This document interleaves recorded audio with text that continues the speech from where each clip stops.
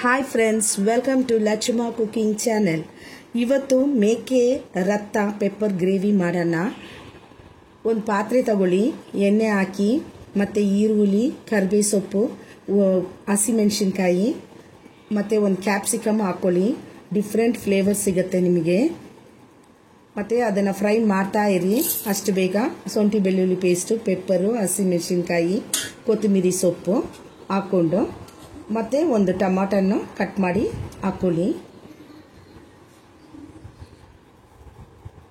ಇಲ್ಲಿ ಫ್ರೈ ಮಾಡಿರೋದನ್ನು ಅದರಲ್ಲಿ ಮಿಕ್ಸಿಗೆ ಹಾಕಿದ್ದನ್ನು ಆ ಮಿಕ್ಸರನ್ನು ಮಿಕ್ಸ್ ಮಾಡ್ಕೊಳ್ಳಿ. ಮತ್ತು ಗರಂ ಮಸಾಲ, ಸಾಲ್ಟು ಹಾಕ್ಕೊಂಡು, ಸ್ವಲ್ಪ ಅರಿಶಿನ ಪುಡಿ ಹಾಕ್ಕೊಳ್ಳಿ.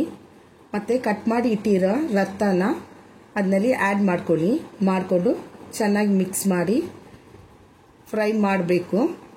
ಬೆಂದ ನಂತರ ಕೊತ್ತಂಬರಿ ಸೊಪ್ಪು ಉದುರಿಸಿ ಚೆನ್ನಾಗಿ ಮಿಕ್ಸ್ ಮಾಡ್ತಾನೇ ಇರಿ. ಆಹಾ, ಒಂದು ತಟ್ಟೆನಲ್ಲಿ ಘಮ ಘಮ ಬಿಸಿ ಬಿಸಿ ರತ್ತ ಗ್ರೇವಿ, ಪೆಪ್ಪರ್ ಗ್ರೇವಿ ರೆಡಿ ಆಗಿತ್ತು. ಬನ್ನಿ ತಿನ್ನೋಕ್ಕೆ ಹೋಗೋಣ.